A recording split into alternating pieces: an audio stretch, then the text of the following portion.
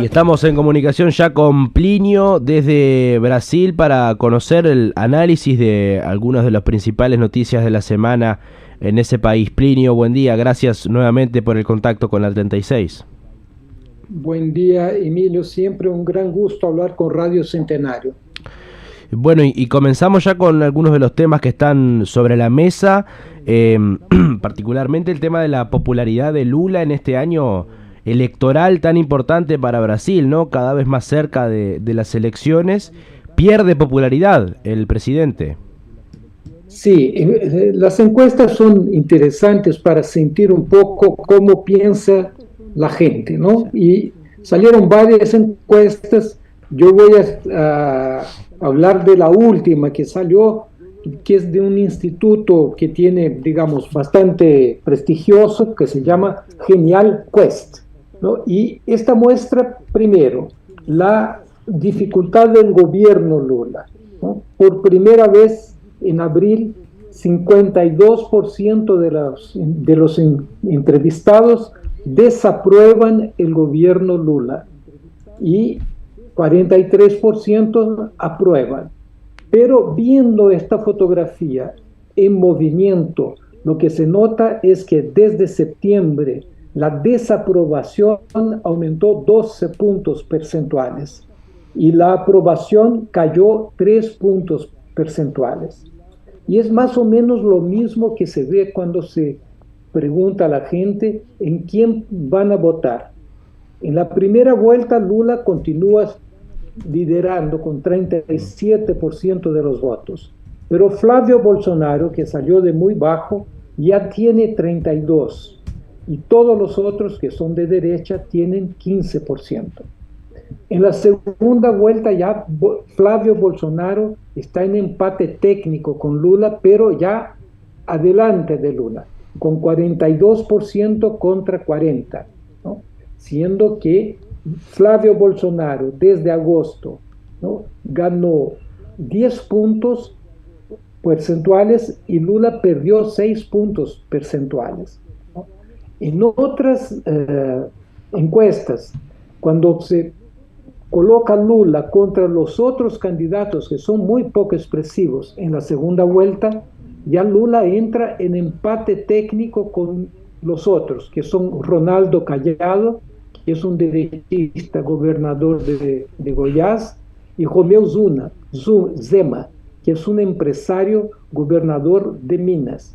Lo que quiere decir que en realidad la opinión pública está votando contra el status quo, que es Lula, ¿no? Y esto yo creo que tiene una explicación muy simple, porque el gobierno hace una propaganda que la inflación está baja, que la economía creció un poco más, ¿no?, comparado con el periodo anterior, que el gobierno sigue con un régimen de austeridad fiscal impecable, pero la verdad es que la economía está decreciendo. La perspectiva para este año es una perspectiva de crecimiento todavía menor por la crisis del comercio internacional y por el menor consumo de las familias. Y esta es la segunda causa, yo creo, que está incidiendo en este mal humor de la gente con el gobierno Lula, que es el endeudamiento de las familias. 80% de las familias brasileñas están sobreendeudadas, ¿no? Y esto equivale a 87 millones de gente, ¿no?, de personas.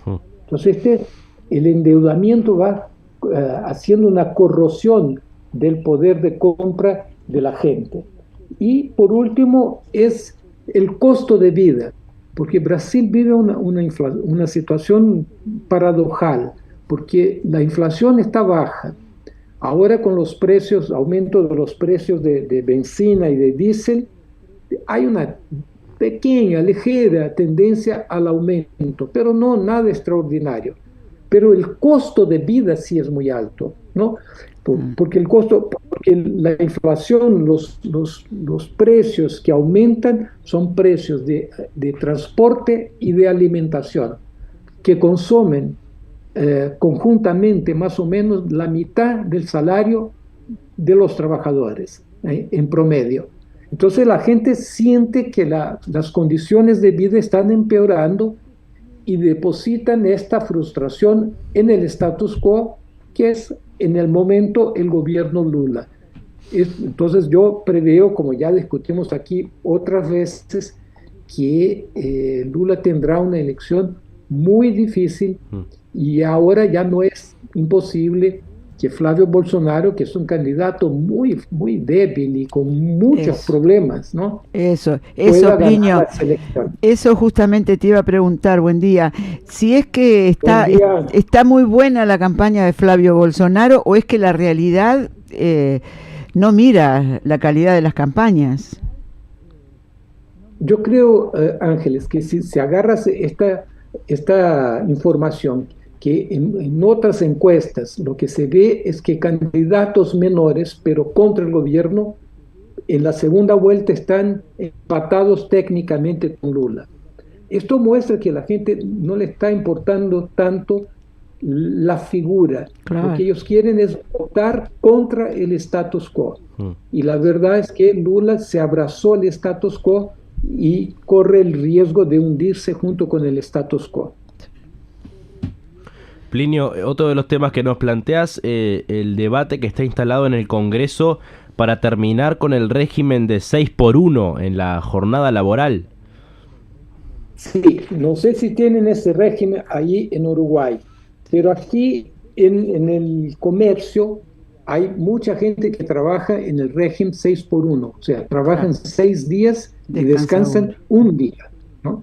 Y ahí, entonces, esto, por la movilización de los trabajadores, acabó se convirtiendo en una agenda política nacional. Hubo muchas movilizaciones y esto entró en el debate del Congreso Nacional. Hay encuestas que muestran que el 71% de los brasileños aprueban el fin de esta jornada 6x1. Bueno, pero claro, entonces el Congreso tiene un proyecto para terminar para reducir la jornada, eliminar la 6x1 y además reducir la jornada de trabajo para 36 horas sin rebaja salarial, ¿no? Pero el gobierno Lula teme que esta propuesta sea un poco cocinada en el Congreso, que no pase, que es un proyecto de reforma constitucional de una diputada del PSOL, aquí de São Paulo, que se llama Erika Hilton, porque con estos proyectos de cambio constitucionales exigen una mayoría mayor de 3/5 y una votación en 2 turnos. Bueno, los empresarios ya empiezan a movilizarse para decir que sería el caos, que esto no se puede hacer de ninguna manera, que esto acabaría implicando en desempleo. Bueno, el gobierno divulgó un cálculo interesante para decir que la disminución de la jornada 6x1 con la reducción de la jornada de todos los trabajadores para 40 horas representaría una disminución de 4,7% en el costo de los empresarios. O sea, no es en realidad una disminución del lucro del empresario, ¿no? Entonces, claro que es perfectamente posible. En la historia del capitalismo ya hemos visto varias veces, ¿no? Todas las veces que se va a reducir la jornada, los empresarios hacen una tremenda alaraca para decir que será el fin del mundo. Y claro que no es. Lo que va es disminuir el lucro inmediato de los empresarios y obligarlos a introducir alguna eficiencia mayor en su producción, en sus servicios. Pero el gobierno, temiendo que el proyecto de ley no pase y necesitando de alguna bandera para presentar a la gente, ayer mandó un proyecto de ley donde hace la reducción de la jornada, pero con 40 horas, sin rebaja salarial.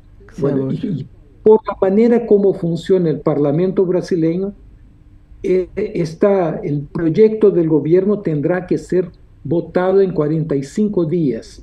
Entonces es una manera del gobierno, primero, tener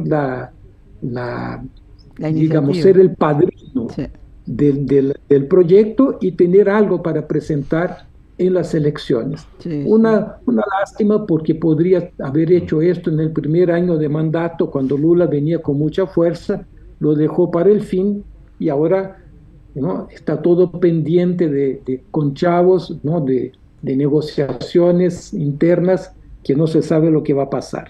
y hay que vincularlo con esto de los trabajadores que trabajan para aplicaciones, ¿no? Digo que a nosotros acá también está todo el tema presente, creo que es mañana que vamos a tener una entrevista con trabajadores que trabajan para aplicaciones, repartidores, hay de todo. Allí también está eso en debate.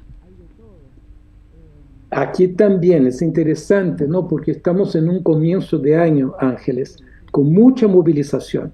Hay movilización de los trabajadores de aplicativos, ¿no? Hay movilización de los trabajadores contra el 6x1, los indígenas también se movilizan mucho. Hay huelga ahora, va a iniciarse una huelga de las universidades públicas aquí de São Paulo. Los trabajadores de educación en São Paulo también están en huelga. O sea, ahí empieza una movilización y es interesante porque yo creo que ella no es solamente conjuntural, ella tiene a ver un poquito con la conciencia que empieza a ganar la gente de que dentro del modelo las cosas solo van a empeorar, ¿no? Los trabajadores de aplicativo están en una semana aquí en Brasil de fuerte movilización, ¿no? Y hoy día van a hacer una manifestación en Brasilia.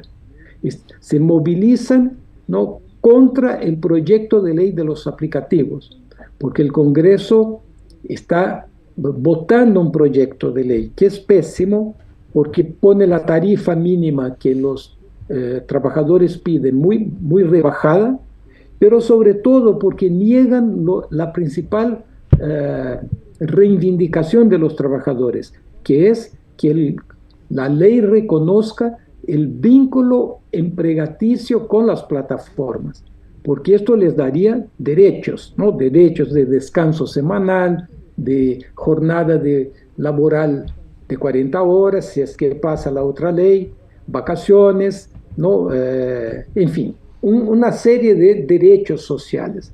Entonces, la ley que está pasando es una ley que en verdad conviene a las grandes plataformas que quieren protegerse del riesgo judicial de disputas en la justicia. Entonces, esto es una, digamos, manifestación fuerte, ¿no? Los trabajadores van a hacer una huelga, están preparando una huelga nacional y hoy día van a hacer manifestaciones fuertes también en Brasilia. Bueno, Plinio, también otro de los planteos, de los temas importantes, tiene que ver con el tema de la tierra en Brasil, ¿no? Un nuevo campamento de tierra libre que reúne a 7.000 indígenas al menos en la capital. Sí, sí, Emiliano, los indígenas, ya estamos discutiendo aquí, varias veces entran los indígenas, ¿no? Es interesante porque Brasil hizo un genocidio muy fuerte de los indígenas, pero todavía restan indígenas, ¿no? Más o menos 1,5 millones, no, ahora no estoy seguro del número exacto, pero y ellos luchan, y hoy día son los que más luchan, ¿no? Los indígenas son los palestinos brasileños. Y el lema de este campamento es muy interesante para que pensemos la política, es: nuestro futuro no está a venta. La respuesta somos nosotros mismos. Las dos partes son interesantes. La primera demuestra que es contra lo que ellos protestan. Protestan contra la privatización de la Amazonía, ¿no? Básicamente, la privatización de los ríos, la minería, la entrada del ganado y de la soja en la Amazonía. Esta es la razón de la protesta, que reúne más de 200 etnias diferentes, ¿no? Pero la segunda parte del lema es interesante: la respuesta somos nosotros. Esto es una novedad, Porque normalmente aquí en Brasil la respuesta siempre es el gobierno, es el legislativo, son los poderes instituidos. Pero en esta manifestación no. Ellos dicen, la respuesta somos nosotros, lo que es verdad. O sea, si ellos no se movilizan y no luchan, no van a tener nada. ¿Para qué están en Brasilia? Básicamente luchando por la demarcación de tierras indígenas, ¿no? Para la consolidación en el derecho de su soberanía sobre las tierras y sobre lo que ellos llaman de derechos territoriales, que están amenazados por la mineración, por las ferrovías, hidrovías, hidroeléctricas, rodovías y líneas de transmisión eléctrica. Todo esto amenaza, ¿no? El equilibrio de la Amazonía. Y es interesante que ellos protestan contra el legislativo, el judiciario y el ejecutivo. Yo recién vi una entrevista de una de las lideranzas indígenas, una mujer joven que estaba muy enojada con el gobierno Lula, porque dijo, bueno, el gobierno Lula no hizo ninguna demarcación, porque nosotros esperábamos que recibiera el campamento con alguna manifestación de buena intención. No hubo nada, hubo solamente represión durísima de la policía militar del gobierno de Brasilia y de la policía del legislativo, que también reprimió, y hay escenas muy violentas de golpes contra los indígenas por el protesto que ellos estaban haciendo, ¿no? Sí. Entonces, esta es una manifestación interesante porque, por increíble que parezca, los indígenas, que son los sectores, digamos, más desvalidos de la sociedad brasileña, yo creo que están haciendo un camino, ¿no?, extrainstitucional de organización de la lucha contra el establishment, que yo creo que prenuncia más o menos por dónde van a seguir los otros trabajadores. Seguro. Es bien interesante esto que estás mencionando. Sabes que hace un rato nada más nos llegaba información, un video incluso desde Ecuador sobre situaciones que tienen que ver con la minería cercando a poblaciones, entre ellos a los indígenas, a grupos de indígenas. Y esta movilización que hay en este momento allí en Brasilia es de las más grandes de América Latina, ¿no? De pueblos indígenas. Sí, y es interesante porque ellos empiezan a cuestionar el modelo económico y el modelo político, ¿no? La respuesta está en nosotros, en la lucha, y el modelo es un modelo que vende todo. Están destruyendo a pasos largos la Amazonía. Entonces, yo creo que es un síntoma de radicalización de las luchas políticas. Sí.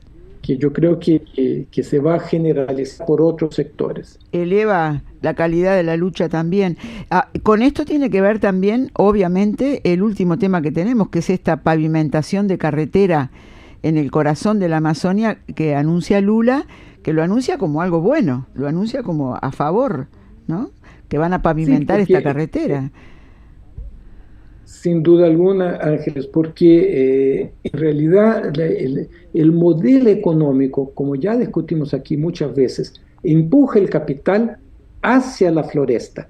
Entonces, esta es una presión permanente y el gobierno es un gobierno de derecha totalmente controlado por el gran capital y sobre todo el agronegocio. Entonces, ellos necesitan transporte de las mercancías por los ríos, por las carreteras. Esta lucha es por la pavimentación de la rodovía que llamamos aquí de BR, de Brasil, ¿no? BR 319, que es una rodovía donde los ecologistas y los indígenas están luchando a mucho tiempo contra su pavimentación. ¿Qué es lo que representa la pavimentación? Representa en realidad la entrada de la posibilidad de nuevas haciendas, nuevos deflorestamiento. Es un caos para la floresta. Y esta rodovía va a ser el trayecto Manaus-Porto Velho, que es ¿Cómo el repetimos corazón de eso? es una rodovía que va de Manaus, la capital de la Amazonía, Sí. a Porto Velho, Ah, pero ella atraviesa el corazón de la Amazonía. Es la región más insólita, ¿no? Más protegida de la Amazonía. Entonces representa realmente, desde el punto de vista ecológico, una tragedia total, porque sería, digamos, abrir el camino para, para que se llegue al corazón de la Amazonía. Entonces, es una cosa grave y muestra las ambigüedades total del gobierno sí. Lula, ¿no? Porque se presenta como defensor de la ecología, pero en la práctica está el tiempo todo, ¿no? Privatizando ríos, haciendo rodovías, o sea, en realidad pavimentando el camino para el capital. Seguro. Bueno, Plinio, no sé si nos queda alguna cosa por fuera de esta agenda. Dos notas, Sí. notas cortas, ¿no? Para ver para dónde camina la izquierda que yo llamo del orden, ¿no? El PT y el PSOL, ¿no? El PT iba a tener una candidata más a la izquierda en el Rio Grande do Sul, Ajá. pero la Ejecutiva Nacional hizo una intervención para impedir la candidatura de Manuela Dávila y imponer la candidatura de una nieta de Leonel Brizola, que tiene el nombre político de Brizola, que es, al contrario de Brizola, que era un tipo más progresista, Sí. esta señora es una latifundiaria aliada del agronegocio. Esa será la candidata del PT a la gobernanza de Rio Grande do Sul. Oh. Y en Río de Janeiro, Glauber Braga, que es el diputado más a la izquierda del Congreso, pleiteó ser candidato a gobernador en Río de Janeiro en un caso de mandato temporario, porque el gobernador de São Paulo, del Río, Cláudio Castro, fue depuesto por fraude electoral. Pero el PSOL de Río también cree que Glauber Braga vetó, digamos, no sería el nombre indicado, porque en realidad prefiere que Glauber salga como diputado para tener muchos votos. Pero la candidatura de Glauber Braga sería importante porque él fue el diputado que denunció lo que llamamos aquí de presupuesto secreto, que ya discutimos también, ¿no? Que es la alimentación de toda la fisiología del centrón. Entonces, él representaría una candidatura antisistémica y en realidad PT y PSOL no se quieren presentar como antisistémicos, pero sí como los garantizadores del sistema. Entonces son dos noticias para ver cómo anda la izquierda del orden aquí en Brasil. Está muy bien, está muy bien. Bueno, como siempre, el abrazo grande desde acá, Plinio, y el agradecimiento por tu salida al aire con nosotros. Yo que agradezco, un saludo a Emiliano, un saludo a ti, Ángeles, y a todos los oyentes de Radio Centenario. Un abrazo. Chau, chau.